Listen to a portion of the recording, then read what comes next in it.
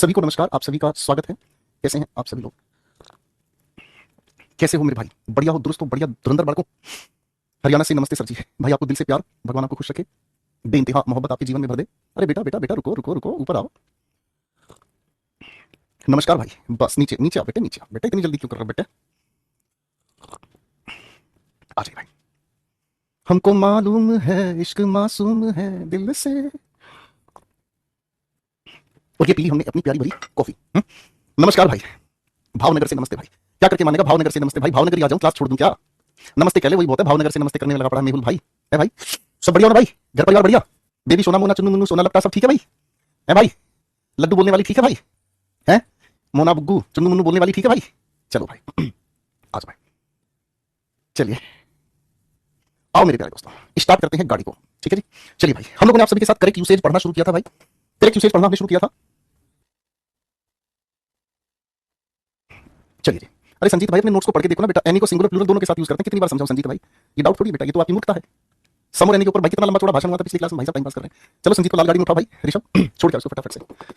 First, former, foremost, last, latter, late, later, latest. बहुत सारे शब्दों से आज आप लोगों की मुलाकात में करवा रहा हूं, कृपया ध्यान दीजिएगा।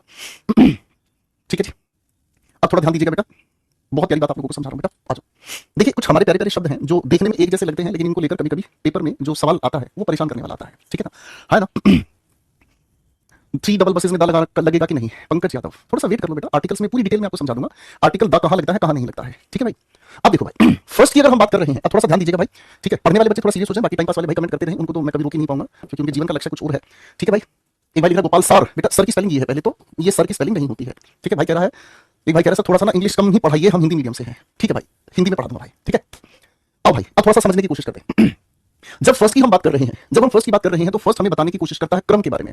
क्रम का मतलब एक्जैक्टली क्या होता है? सीक्वेंस होता है भाई। क्रम का मतलब क्या होता है बेटा? सीक्वेंस होता है। सीक्वेंस की जगह ज्यादा अच्छा होगा ऑर्डर लिखें। ठीक है ना? और ये क्रम हमें बताने की कोशिश तब करता है जब हमारे सामने संख्या 2 से ज्यादा की है। 2 से ज्यादा की जब संख्या हमारे सामने आती है, तो जो सबसे पहले आ गया उसको हम फर्स्ट कहते हैं, और जो बिल्कुल अंत में आ गया उसे हम कहते हैं क्या? लास्ट कहते हैं। उसे हम क्या कहते हैं? लास्ट कहते हैं। जो क्रम में बिल्कुल आखिर में आ गया उसे हम लास्ट कहते हैं। यानी कि इस फर्स्ट का अगर ऑपोजिट हम समझने की कोशिश करते हैं, तो इसका ऑपोजिट है हमारे सामने क्या चीज? लास्ट। ठीक है ना? लास्ट भी हमें क्या बताता है? क्रम बताने की कोशिश करता है, जिसे आप ऑर्डर कहते हैं। ये भी संख्या 2 से ज्यादा की है, और फर्स्ट के अंत को जो बताने की कोशिश करता है वो लास्ट बताने की कोशिश कीजिएगा। ठीक है भाई? हाँ कि ना? जो फर्स्ट के ठीक विपरीत बात करने की कोशिश करता है वो हो गया लास्ट। ठीक है भाई? फिर दूसरा शब्द हमारे सामने आता है भाई फॉर्मर। फॉर्मर भी हमें बताने की कोशिश करता है क्रम, क्रम को ही हम ऑर्डर कहते हैं। और ये जब दो के बीच की बात कही जाए, यानी कि दो का मतलब क्या समझ में आया? दो में पहले नंबर पर जो आया वो फॉर्मर है, और दूसरे नंबर पर आया उसे हम लेटर कहते हैं। फॉर्मर के दूसरे नंबर पर जो आया उसे हम लेटर कहते हैं, यानी कि ये जो लेटर है ये भी हमें क्रम बताता है, इसी को हम ऑर्डर कहते हैं। ये सिर्फ 2 की संख्या की बात करता है। ठीक है ना? समझ आ गया भाई? हाँ कि ना? अगर इस दोनों को हम फिर से समझने की कोशिश करें, तो मान लीजिए हमारी एक लाइन है, पंक्ति है, बहुत सारे स्टूडेंट्स इसमें खड़े हुए हैं। ठीक है? इसमें बहुत सारे जो स्टूडेंट्स हमारे सामने खड़े हुए हैं। ठीक है भाई? बहुत सारे स्टूडेंट्स हमारे सामने खड़े हुए हैं, तो जो सबसे पहले आया इसको हम फर्स्ट कहते हैं, और 2 से ज्यादा के आखिर में जो आया वो लास्ट हो गया। ठीक है भाई? फर्स्ट लास्ट एक दूसरे के ऑपोजिट है, संख्या जब 2 से ज्यादा की हो। और अगर सिर्फ 2 की ही बात कही जाए, अगर सिर्फ 2 की ही बात कही जाए, तो 2 में पहले आने वाला हमारे सामने क्या हो गया? फॉर्मर हो गया, और दूसरे नंबर पर जो आने वाला है वो हमारे सामने क्या हो गया भाई? लेटर हो गया। ठीक है जी? करेक्ट है भाई? ठीक है भाई? फाइन। अब आता है फॉरमोस्ट का मतलब। जब फॉरमोस्ट की हम बात करते हैं, तो फॉरमोस्ट का मतलब होता है जो अपने आप में बहुत ज्यादा महत्वपूर्ण होता है, मोस्ट इंपोर्टेंट। मोस्ट इंपोर्टेंट की जगह इसका एक और अर्थ हमें समझ में आता है, मोस्ट रिमार्केबल। रिमार्केबल का मतलब होता है अत्यंत महत्वपूर्ण। मोस्ट रिमार्केबल यानी कि जिसकी जो इंपोर्टेंस है वो अपने आप में बहुत बहुत बहुत ज्यादा इंपोर्टेंट है। ठीक है जी? अब आता है हमारे सामने अगला शब्द जिसे हम कहते हैं लेट। लेट का मतलब क्या होता है? लेट का मतलब होता है भाई, लेट का मतलब होता है देर या देर से। ठीक है जी? देर या देर से। अब इसका अंग्रेजी में अर्थ अगर हम समझें, तो इसका अर्थ होता है after the given time. After the given time, आपने किसी को समय दिया, वो इंसान उस समय के बाद आता है। आपने किसी को समय दिया, वो सामने वाला इंसान उस समय के बाद आता है। ठीक है ना? जैसे अगर मान लीजिए आपने किसी को मिलने का समय दे दिया 2 बजे, वो आता है 2:45 पर, तो आप क्या कहेंगे? He is late. ठीक है ना? ही इज लेट। ओके भाई? ही हमारा सब्जेक्ट हो गया, इज एक लिंकिंग वर्ब है, लिंकिंग वर्ब की वजह से ये हमारे सामने एडजेक्टिव हो गया इस ही के लिए। करेक्ट? अब अगर मैं यही कह देता हूं वह आया देरी से, ही केम लेट, तो इसका मतलब क्या हुआ? यहां पर ही की बात नहीं, यहां पर इस लिखी हुई एक्शन वर्ब के लिए ये एडवर्ब का काम कर देता है। तो इसका मतलब हमें समझ में आया, इस लेट को अगर हम किसी भी वाक्य में प्रयोग करते हैं, तो ये एडजेक्टिव की तरह भी यूज हो सकता है, एडवर्ब की तरह भी यूज हो सकता है। किसी तरह से ये एडजेक्टिव की तरह भी यूज हो सकता है, ये एडवर्ब की तरह भी यूज हो सकता है, ये दोनों तरह से किसी भी लिखे हुए वाक्य में प्रयोग किया जा सकता है। अब लेटर, इस लेट की ही दूसरी फॉर्म है। लेटर का मतलब क्या होता है? लेटर का मतलब क्या होता है? बाद में। पार्ट्स ऑफ स्पीच के अनुसार ये हमेशा एडवर्ब ही होता है। पार्ट्स ऑफ स्पीच के अनुसार ये हमेशा एडवर्ब ही होता है। ठीक है भाई? और जब लेटेस्ट की हम बात करते हैं, तो लेटेस्ट का मतलब होता है हाल ही में। ठीक है जी? फाइन। इसका मतलब एक्जैक्टली अगर हम अंग्रेजी में समझने का काम करें, तो रिसेंट। रिसेंट का मतलब ये हमें सिर्फ और सिर्फ टाइम की जानकारी देता है। किसी जानकारी देता है बेटा? ये हमें सिर्फ टाइम की जानकारी देता है। ठीक है? तो अब मुझे लगता है मैंने आपको सारे शब्दों की जानकारी अच्छे से दे दी है। अब मैं आपके सामने चंद सवाल रख रहा हूं, थोड़े से इन सवालों पर मेहनत करना। Who was the first PM of India? थोड़ा सा आंसर दीजिएगा बेटा। फर्स्ट की जगह अगर मैं फॉर्मर लिख दूं तो क्या आंसर रखेंगे हम? ठीक है, अगर इसी की जगह मैं आप लोगों के सामने आंसर लिख दूं फोरमोस्ट, तो आप क्या आंसर लिखेंगे भाई? ठीक है ना, अगर मैं आप लोगों के सामने लिख दूं लास्ट, तो फिर मुझे यहां पर इज लिखना पड़ेगा, लास्ट पीएम ऑफ इंडिया। ठीक है ना, तो इन चारों के एक बार आंसर्स आप बनाएंगे। जब आप इनके आंसर्स बनाएंगे तो थोड़ा थोड़ा आप लोगों को याद भी हो जाएगा, थोड़ा थोड़ा आप लोगों को याद भी हो जाएगा कि इनका कॉन्टेक्चुअली क्या मीनिंग निकल कर आता है। ठीक है भाई, थोड़ी सी कोशिश करने की कोशिश करना है। हु केम लास्ट या फिर हु केम लेटेस्ट, इन दोनों में से कौन सा शब्द यहां होना चाहिए? ठीक है ना, what is the last latest news. ठीक है भाई, इनमें से शब्दों का चुनाव, पेपर में आप लोगों से इन शब्दों के चुनाव पूछे जाते हैं कि इन दोनों में से कौन सा शब्द सही है, कौन सा शब्द अपने आप में बिल्कुल ठीक तरीके से मीनिंग बनाता है। ठीक है ना, थोड़ी सी कोशिश कीजिएगा बेटा, थोड़ा सा सेंटेंसेस बनाकर दिखाएंगे, ध्यान से समझने की कोशिश करना। ठीक है,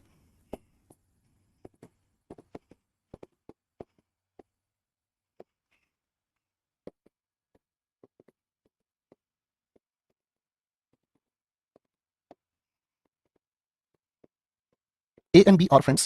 The later is A and B are friends. The later is taller than the former. चलो भाई, कई सारे सवाल हो गए हैं, एक एक करके जवाब दीजिएगा फटाफट से।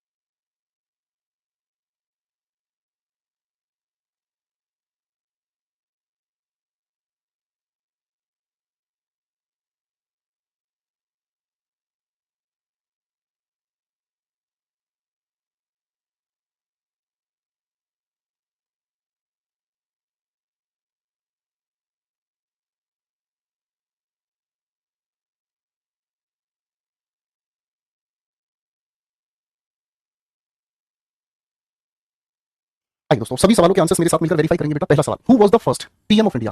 फर्स्ट का मतलब आप लोग जानते हैं हमारे भारत में बहुत सारे प्रधानमंत्री बन चुके हैं। अब इस पूरी लिस्ट में जो सबसे पहले आए वो कौन साहब थे? Jawaharlal Nehru. Who was the former PM of India? Farmer का मतलब हमारे सामने अभी दो प्रधानमंत्री हैं, एक जो इस समय काम कर रहे हैं, दो में जो पहले आया वो कौन था? तो आप कहेंगे सर मनमोहन सिंह। ठीक है।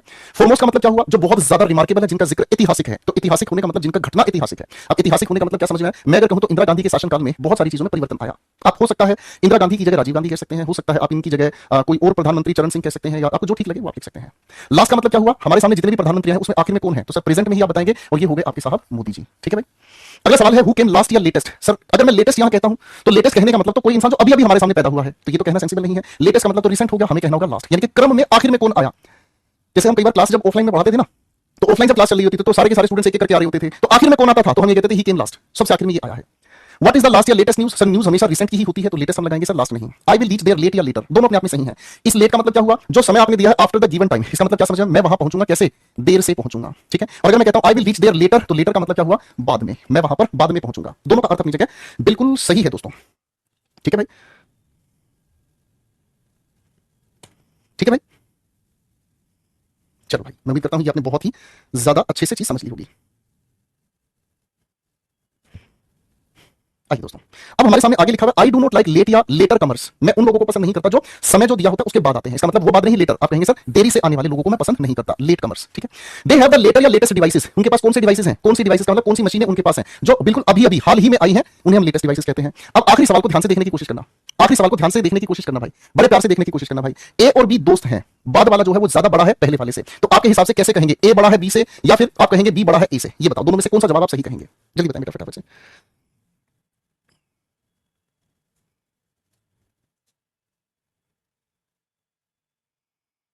जल्दी से बताइए फटाफट से। देखो ये कुछ नई चीजें आप सीखोगे ना तो थोड़ा सा अच्छा लगेगा कि यार आज तो कुछ नया सीखने को मिला। ठीक है दोस्त, हाँ, घबराहट नहीं, डरना नहीं है।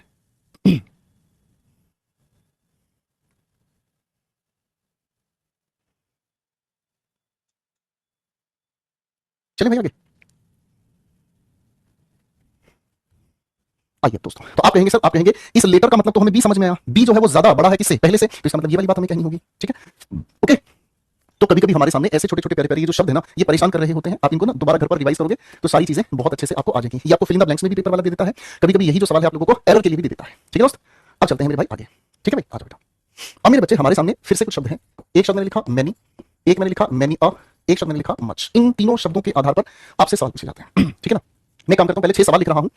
नहीं, पहले इनके बारे में समझाऊंगा ना मेरे बच्चों को, अगर ये सवाल का कॉन्सेप्ट ही नहीं समझे तो फायदा क्या है। देखो, जब मैनी की हम बात करते हैं तो मैनी का मतलब हमें समझ में आता है बहुत सारे। मैनी का मतलब हमें क्या समझ में आया बेटा, बहुत सारे। ठीक है ना। जब भी हम इस मैनी का प्रयोग करते हैं तो हमेशा इसके साथ प्लूरल काउंटेबल नाउन लेकर चलते हैं, और आने वाली जो भी है वो अपने आप में प्लूरल वर्ब ही इसके साथ हम लगाकर चलते हैं, क्योंकि मैनी का मतलब ही बहुत सारे हैं, तो संख्या ही बहुत सारे की होगी, तो आने वाला नाउन जो लिखोगे वो भी प्लूरल और आने वाली वर्ब वो भी प्लूरल। मैनी के साथ अ लगाओगे तो इसका अर्थ होता है बहुत में से एक, बहुत में से एक। और इसके साथ बहुत में से एक आ गया तो आने वाला सिंगुलर काउंटेबल नाउन रखेंगे हम, और इसके साथ आने वाली जो वर्ब है वो भी सिंगुलर वर्ब ही हम रखेंगे। ठीक है भाई। फिर तीसरी बात आती है, जब मच की हम बात करते हैं तो मच का अर्थ होता है बहुत, और इस मच के साथ हमेशा अनकाउंटेबल नाउन लिखते हैं हम, और अनकाउंटेबल नाउन की वजह से सिंगुलर वर्ब हम इसके साथ चिपका देंगे भाई। अब मैं आपको दे रहा हूं कुछ सेंटेंसेस को ध्यान से पढ़ना, और उसके बाद फिर आप मुझे बताएंगे कहां कौन सा इन लिखे हुए शब्दों में से आंसर आप भरेंगे।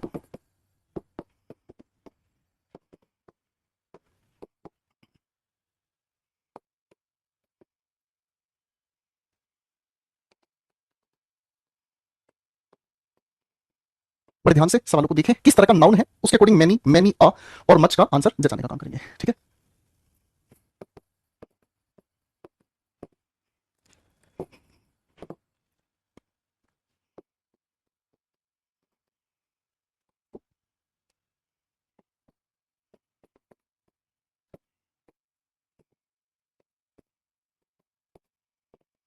ध्यान से बनाएंगे। चलिए चलिए फटाफट से मेरे भाइयों, ध्यान से बनाने की कोशिश करेंगे। चलिए, keep it up, keep it up.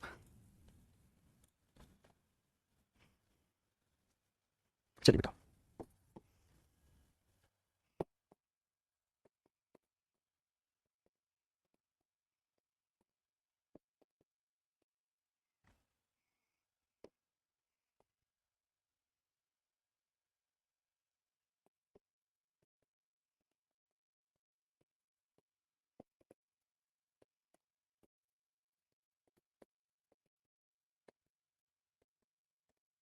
चलिए चलिए आंसर्स बनाने की कोशिश करेंगे।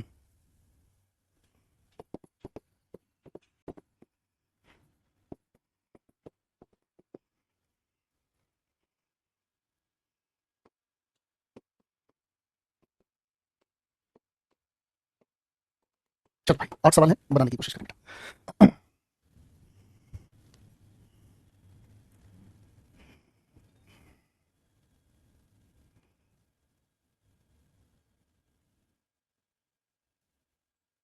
बहुत इंपॉर्टेंट क्वेश्चन है ये, पेपर में आपको मैनी, मच और मैनी अ का सवाल मतलब बहुत बार देखने को मिलेगा दोस्तों, तो इसको जल्दबाजी में अवॉइड ना करना, इसको संभल के ही चलना है, पढ़ना है।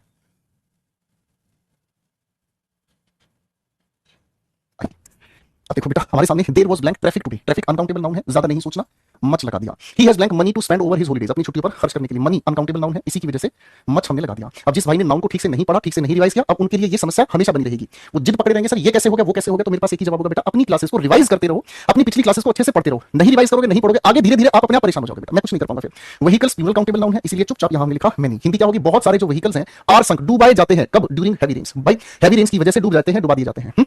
ये सवाल तो पेपर का फेवरेट है। Many a student have done his work on time. अब ऐसे लिखे हुए सवाल को लेकर दो तरीके से इसको ठीक किया जा सकता है। ये पेपर में हमने 4 हिस्सों में बता देखा, मैनी अ को ठीक करें, स्टूडेंट्स हैव को ठीक करें, डन हिज वर्क को ठीक करें, क्या ठीक करें। देखो, अगर हम ध्यान से समझते हैं बेटा, अगर मैं इस ए को हटा दूं तो स्टूडेंट्स हैव अपने आप में ठीक हो गया। अगर इसमें ए को यहां से हटा दूं तो स्टूडेंट्स हैव अपने आप में ठीक हो गया। और अगर इस ए को मैं यूं का यूं छोड़ दूं तो फिर मुझे स्टूडेंट के साथ यहां हैज लिखना पड़ेगा। आप मुझे बताओ क्या करेंगे, जरा मुझे बताएं यहां पर आप क्या करेंगे।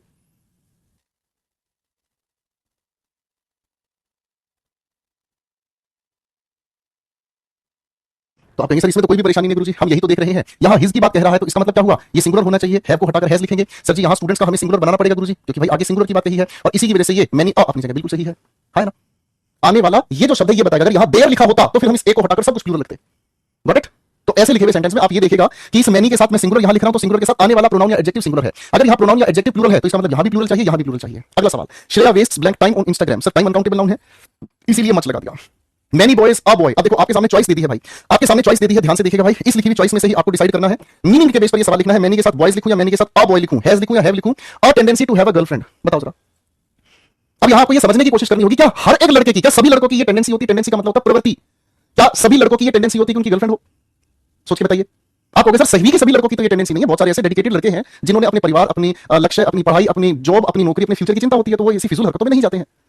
समझ रहे हैं सर? तो इसका मतलब मेनी स्टूडेंट्स या मेनी बॉयज अगर मैं कह दूं तो इसका मतलब बहुत सारे हो गए भाई साहब, उस बहुत सारे में आप भी आ गए। तो आप यहां क्या कहोगे? नहीं सर, बहुत में से कोई एक आधा ऐसा लड़का होता है जिसकी ये इच्छा होती है। क्या इच्छा होती है? कि उसकी अपनी एक गर्लफ्रेंड हो। ठीक है भाई, तो यहां हमें क्या कहना होगा? Many a boy has. Correct है। I can not tolerate noise uncountable noun है, इसीलिए हमने हाउ मच कह दिया। हाउ ब्लैंक रुपीज, रुपीज अपने में क्या है भाई? बताओ जरा। आपको सर जी रुपीज अपने में प्लूरल काउंटेबल नाउन है, इसीलिए हम लोग क्या कह देंगे? How many boys, how many rupees do you have. Correct है भाई? ठीक है जी, करेक्ट है बेटा। अयान पत्र जब आएगा ना मैं आपको खुद बताऊंगा बेटा बुक के बारे में। क्यों परेशान होते हो? आप पढ़ाई पर ध्यान दिया करो बेटा। मैं आपके पैर पकड़ के ये चीज बार बार कहता अच्छा नहीं लगता। जब टीचर पढ़ा रहा हो ना अयान भाई, तो टोटल फोकस पढ़ाई पे रखो। सिलेक्शन लेना है ना, तो सिलेक्शन लेने के लिए अगर सर आपको क्लास में पढ़ा रहे तो बस पढ़ाई पे ध्यान देना है। मैं आपको खुद बताऊंगा बुक कब आ रही है, कौन सी बुक, कैसे क्या है, सब कुछ। आपको टेंशन लेने की जरूरत नहीं है।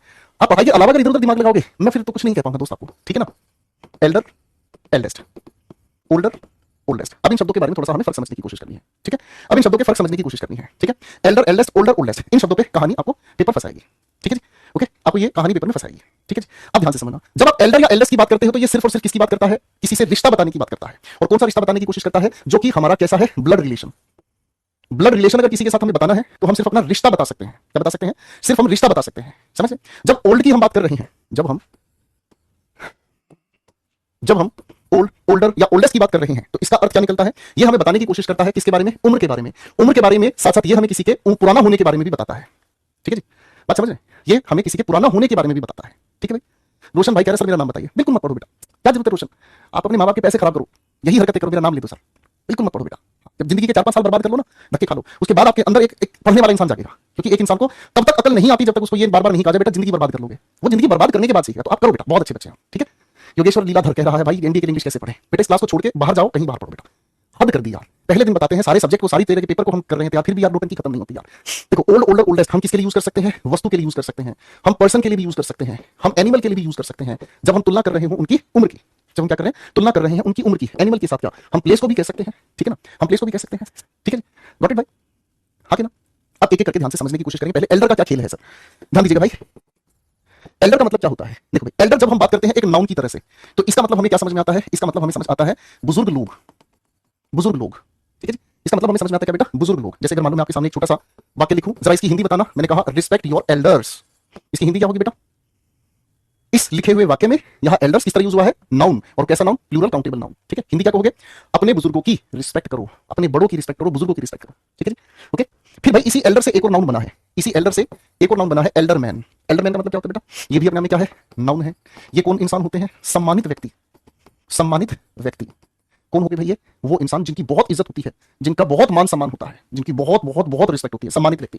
ठीक है ना? जिसे हम कहते हैं वैसे भी बड़े इज्जतदार लोग, बड़े इज्जतदार लोग।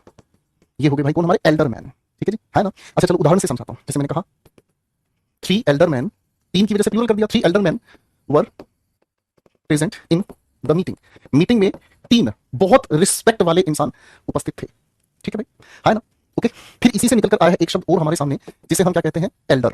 अब एल्डर का, या फिर अगर मैं आपको कहता हूं एल्डेस्ट का, एल्डर का या एल्डेस्ट की अगर मैं बात कर रहा हूं तो दोस्तों ये एडजेक्टिव की तरह यूज होता है। कैसे यूज होता है? एडजेक्टिव की तरह यूज होता है। जब ये एडजेक्टिव की तरह यूज होता है तो इसका अर्थ होता है कोई भी इंसान जो हमसे, जो इंसान रिश्ते में बड़ा है, जो इंसान हमसे रिश्ते में बड़ा है। ठीक है ना जी? और एल्डेस्ट का मतलब क्या होता है? एल्डेस्ट का मतलब क्या होता है? सबसे बड़ा। ठीक है जी? उदाहरण समझ आएगी, उदाहरण समझ आएगा भाई। ठीक है ना? जैसे अगर मैंने आपके सामने कहा Monu is my elder brother, इसका मतलब मोनू मेरा बड़ा भाई है। ठीक है जी? करेक्ट है भाई? ठीक है भाई? ओके, और फिर मैं अगर आप लोगों को कह दूं Monu is my eldest brother, अब बेटा इन दोनों लिखे हुए वाक्यों की हिंदी में क्या फर्क है? बताओ ध्यान से। इन दोनों के दोनों लिखे हुए वाक्यों की हिंदी में क्या फर्क है? बताओ जरा, जल्दी बताओ फटाफट से। शंभू भाई कह रहे your dedication has inspired us to learn dedicatedly. Thank you so much, thank you so much. जो बच्चा क्लास में पूरा ध्यान देता है वो अपनी जिंदगी बहुत जल्दी सेटल कर लेता है। जो बच्चा क्लास में ध्यान ना देकर इधर उधर की बातों में लगा रहे, टाइम पास करेगा, वो धक्के खाए जाएगा। उसको कोई नहीं समझा पाएगा बाद में। समझ रहे? उसको कोई नहीं समझा पाएगा भाई। अब इन दोनों का क्या फर्क समझ में आया भाई? इन दोनों का फर्क हमें ये समझ में आया कि अगर मैं भाई इनके पहले वाक्य की बात करता हूं, Monu is my elder brother, ये हो गया, और दूसरे लिखे वाक्य का अर्थ हमें ये समझ में आ जाएगा। ठीक है ना? ये है कौन? मोनू। ये कौन है? आई, मैं हूं। मोनू मेरा बड़ा भाई है, तो इसका मतलब दो में से बड़ा हो गया मोनू। अगर मैंने कहा Monu is my eldest brother, तो इसका मतलब ये हो गया भाई मोनू, ये हो गया सोनू, ये हो गया आई। इसका मतलब क्या हुआ? मुझसे बड़ा सोनू है या नहीं, इससे फर्क नहीं पड़ता, लेकिन सभी से बड़ा मोनू है। ये सबसे बड़े की बात यहां कह दी है। ठीक है भाई, है ना? ठीक है भाई, करेक्ट हो गया। ठीक है भाई, और एक बात आप यहां याद रखना भाई, यहां सिर्फ और सिर्फ हम क्या बताने की कोशिश करते हैं? रिश्ता, या फिर यहां हम क्या बताने की कोशिश करते हैं? रिश्ते में बड़ा होना या रिश्ते में सबसे बड़ा होना। हम यहां रिश्ते का कोई कंपैरिजन नहीं कर रहे हैं। हम यहां रिश्ते में कोई कंपैरिजन नहीं कर रहे हैं। रिश्ते में सिर्फ इतना ही हम कह रहे हैं, क्या चीज? ये सबसे पहले पैदा हुआ, इसके बाद ये पैदा हुआ, इसके बाद ये पैदा हुआ। क्या अपनी बात समझ गए? हाँ कि ना? यहां तक की बात समझ में आ गई भाई? समझ आ गई भाई?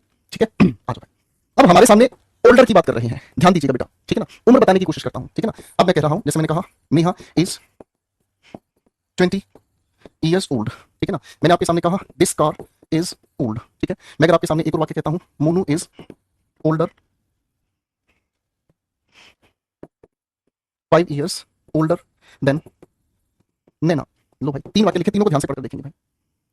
चलो भाई हिमांशु दीक्षित फटाफट से पढ़ो बेटा। देखो भाई, योगेश्वर थोड़ी देर पहले पूछ रहा था सर एनडीए की तैयारी कैसे करें, अब भाई पूछ रहा है सर सिलेबस कंप्लीट होने में कितने मंथ लगेंगे। योगेश्वर बेटा पहले दिन की क्लास जाके देखो।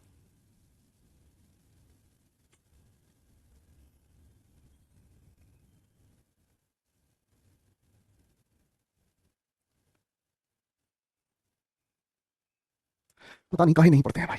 पहला सवाल कहता है नेहा इज 20 years ओल्ड। यहां पर हमने नेहा की क्या बताई है? हमने नेहा की उम्र बताई है। इस ओल्ड होने का मतलब क्या है? उस इंसान की उम्र बताई है। दूसरे वाक्य में दिस कार इज ओल्ड, हमने उस कार के क्या बताया है? पुराना होना आपको बताया है। तीसरे वाक्य में हमने क्या कहा? मोनू 5 वर्ष बड़ा है, किससे? नैना से है। समझ रहे हैं? अगर हम समझने की कोशिश करें तो जब तुलना हम करते हैं, दो लोगों में हम तुलना करते हैं, तो तुलना हम हमेशा उम्र की कर सकते हैं। बात समझ रहे हैं? मान लीजिए नैना की उम्र मैंने आपको बताई कि नैना की जो उम्र है वो 25 वर्ष है, तो मोनू की उम्र कितनी होगी भाई? आप कहेंगे 5 वर्ष ज्यादा है, तो ये होगा 30 वर्ष। तो इसी की वजह से हमने सेंटेंस बनाया, है ना जी? है ना?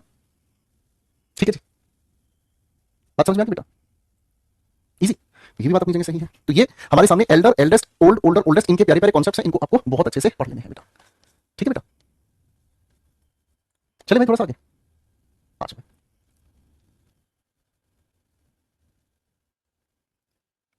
बहुत ही बढ़िया जी, शाबाश।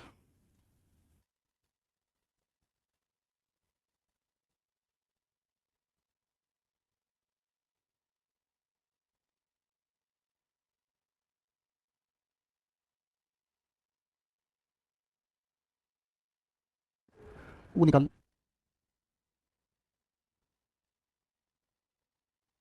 आवाज आ रही बेटा? देखो ध्यान से, यहां तक की बात समझ में आ गई बेटा? ठीक है भाई। सर पिछली क्लास का डाउट कैसे क्लियर करें आपसे? बताना बेटा क्या डाउट है सुमित कुमार भाई? डाउट कहना कितना आसान होता है ना दोस्त, बता तो सही क्या डाउट है। दो शब्द है हमारे सामने, एक फर्दर एक फादर। दोनों की स्पेलिंग को ध्यान से देखिएगा बेटा। इसकी स्पेलिंग में यू है, इसकी स्पेलिंग में ए है। दोनों के दोनों शब्दों को ध्यान से देखना। एक शब्द कहता है फर्दर, एक शब्द कहता है फादर। दोनों में क्या फर्क है मैं समझाता हूं। इस फर्दर का मतलब होता है क्या चीज? अगला। ठीक है ना? ये हमें बताने की कोशिश करता है क्रम। इसका अगर अंग्रेजी में हम मीनिंग समझने की कोशिश करें तो इसका अर्थ निकल कर आता है नेक्स्ट। ठीक है जी, ये हमें क्रम बताता है, ऑर्डर बताता है। फादर की अगर हम बात करें तो ये हमें दूरी की बात बताता है। दूरी का मतलब क्या हुआ? ये हमें बताने की कोशिश करता है डिस्टेंस। ठीक है जी, ये हमें किस चीज के बारे में बताने की कोशिश करता है बेटा? डिस्टेंस की बात बताता है बेटा। ठीक है, अब थोड़ा सा मैं आपके सामने दो सवाल लिख दूं तो आप मुझे फिट करके बता देना दोनों के दोनों शब्दों के बीच आपके हिसाब से क्या फर्क है।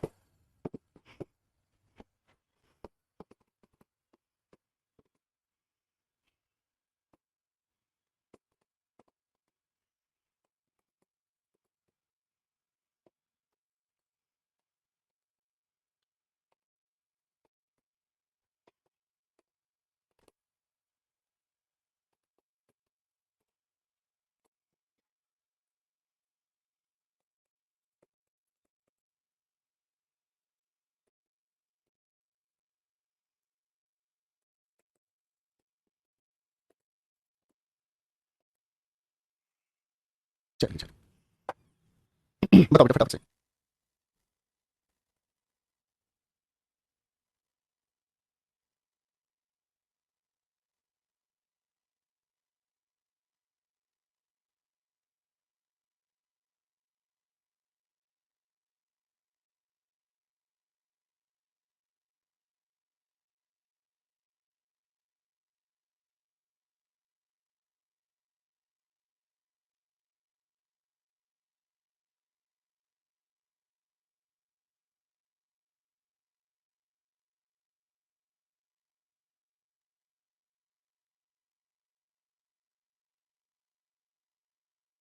तो बेटा अब ध्यान से समझने की कोशिश करना, क्योंकि इन सवालों में छोटा सा चैलेंज है। देखो यहाँ what is your blank decision, आपका अगला डिसीजन क्या है? तो यहाँ तो आप फर्दर लगा देंगे, फर्दर की जगह आप नेक्स्ट लगाकर देख लोगे तो दिक्कत नहीं है। अब दोस्तों इन दोनों सवालों में छोटा सा कंफ्यूजन आपके लिए है। दोनों सवालों में छोटा सा कंफ्यूजन है। दोनों सवालों में क्या खूबसूरत कंफ्यूजन है, बहुत इसको प्यार से समझना। ऊपर देखोगे बेटा ध्यान से, ठीक है ना? Kerala is blank, Delhi from Kashmir. ठीक है, ध्यान से समझने की कोशिश करना। ये है आप लोगों की दिल्ली, ये है कश्मीर, ये है केरला। अब आप कहोगे सर यहां तो डिस्टेंस की ही बात कही गई है, यहां तो सर जी डिस्टेंस की बात कही गई है। समझ रहे हैं क्या कहा गया यहां पर? डिस्टेंस की बात कही गई है। ठीक है भाई, जब डिस्टेंस की बात यहां पर हमारे सामने कही गई है तो हम डिस्टेंस को बताने के लिए क्या यूज करेंगे? हमें हिंदी समझ में क्या आई? केरला दूर है दिल्ली से, कश्मीर से। अगर मैं तुलना कर रहा हूं ना, कश्मीर पहुंच जाओगे आप मुश्किल से मुश्किल 600 किलोमीटर, केरला जाओगे तो भाई हजारों किलोमीटर का गैप बन जाता है। समझ रहे मेरी बात? समझ भाई? ठीक है भाई, करेक्ट है। ओके, अब दूसरी बात हमारे सामने आती है, Panipat is blank to Sonipat from Delhi. Sir आप में से कितने लोग हैं जो दिल्ली होते हुए चंडीगढ़ तक गए हैं? आप में से कितने योग्य सुयोग्य पुत्र हैं, पुत्रियां हैं? थोड़ा थोड़ा आगे चलो बे चलो।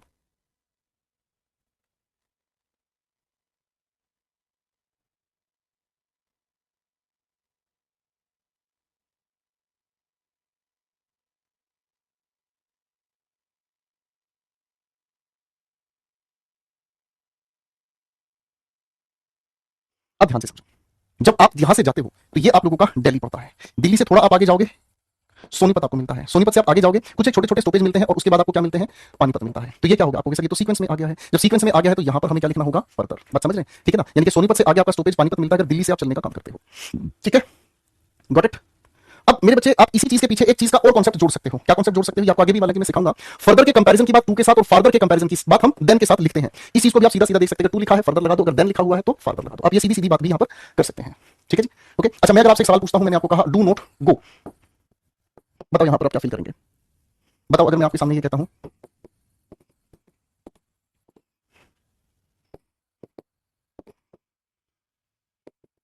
बताओ भाई दोनों सवालों में क्या कहोगे?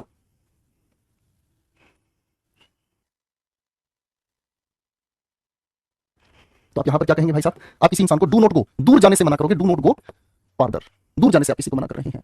यहां लिखा हुआ है, इससे आगे में जो मैंने अभी तक कहा, अब इससे अगले क्रम में मैं कहना चाहूंगा कि मैं अपनी जमीन बेच रहा हूं। तो यहां पर आप सीक्वेंस बताने का काम कर रहे हैं, फर्दर।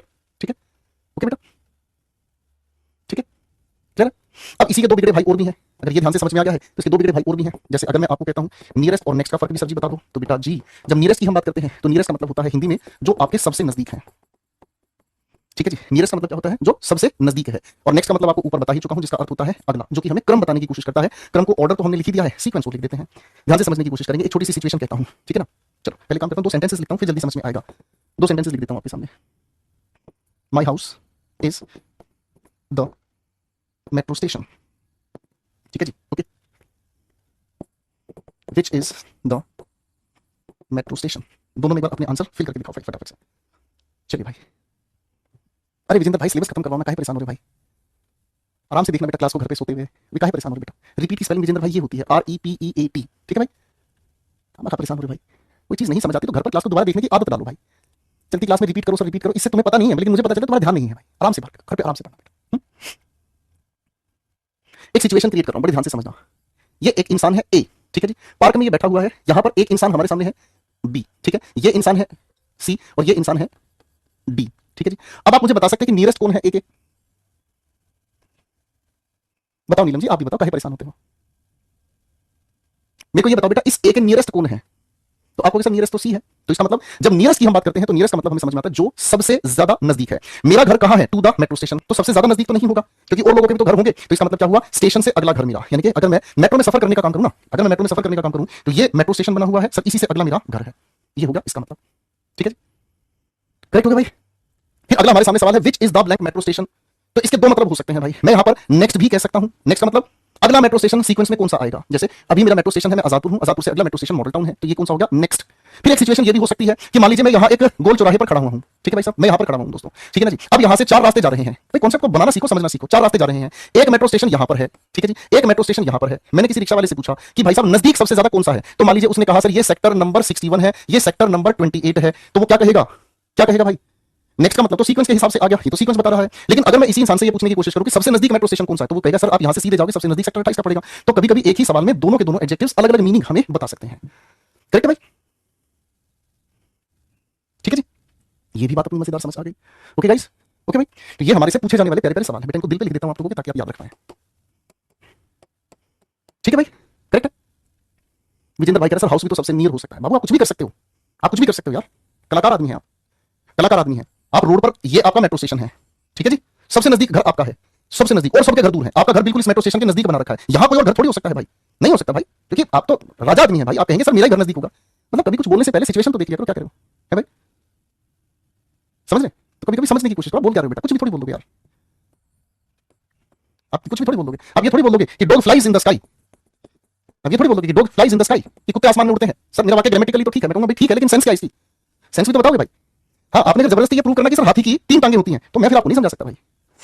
डेफिनेट वाले एग्जांपल में फोर्थ कार्डिनल, बेटा उसको ठीक करके पढ़ लो बेटा, नीलम पढ़ लो बेटा, क्लास में ध्यान नहीं, बातें फिर पूछते रहो बार बार बार बार, हटाओ भाई, चलो भाई, आओ भाई। अनदर, अदर, दी अदर, सबके सब वही डाउट वाले हैं भाई साहब हमारे, सबके सब वही डाउट वाले हैं हमारे भाई साहब, जो क्लास में ध्यान नहीं देते हैं भाई साहब। ठीक है भाई, एक शनि कुमार पागल हो गया भाई, कह रहा sir got it means, got it का मतलब होता है समझ आ गया। अरे लल्लू, इसको उठाओ, काली गाड़ी के नीचे बिठाओ। अब देखो भाई, ये जो 3 शब्द है ना, इन तीनों के तीनों शब्दों के बारे में मैं आपको समझाऊंगा। देखो, एक होता है अनदर, जी सर, एक हमारे सामने होता है अदर, एक हमारे सामने होता है द अदर। तीनों के तीनों शब्दों का फर्क समझ लेना, पेपर में ये शब्द आ जाते हैं, ध्यान से समझना। अनदर शब्द बना किससे है, एन के साथ अदर जोड़कर, ठीक है जी। अनदर शब्द किसके साथ बना है, एन के साथ अदर जोड़कर, ठीक है जी। इस अनदर का मतलब क्या आता है, इस अनदर के साथ हम हमेशा सिंगुलर काउंटेबल नाउन लगाते हैं, ठीक है जी। बात समझ में आ रहा है, इसका अर्थ निकल कर क्या आता है, कोई एक अन्य, ठीक है जी, कोई भी एक अन्य, समझ, इसका मतलब क्या समझ में, कोई भी एक अन्य, ये हमारे सामने आ गया, ठीक है जी, करेक्ट है ना।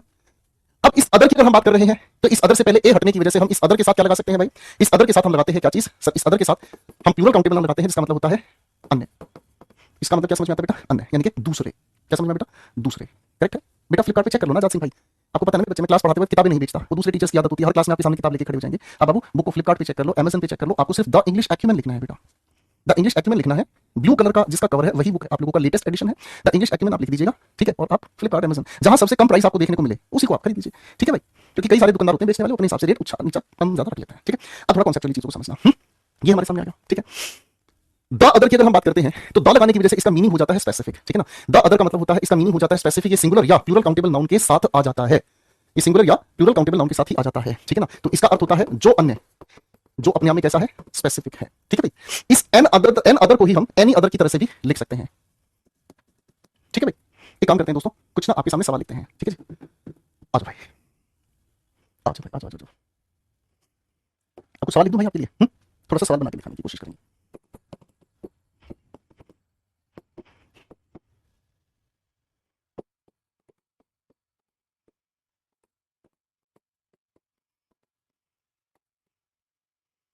एक दिन खूब बतियाएंगे तुमसे भैया, ठीक है।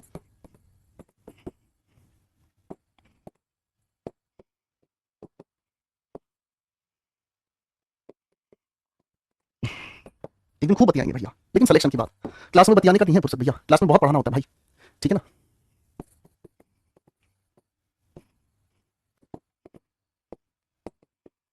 क्लास में बहुत पढ़ाना होता है भाई।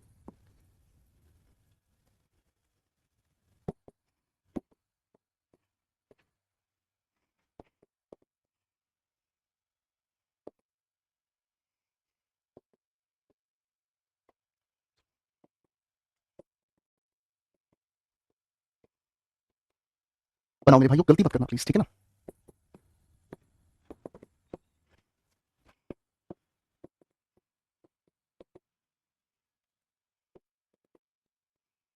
बनाओ बेटा, 7 सवाल दे दिए मजाक मजाक में, बस बेटा पहले इनको पढ़ो, ठीक है।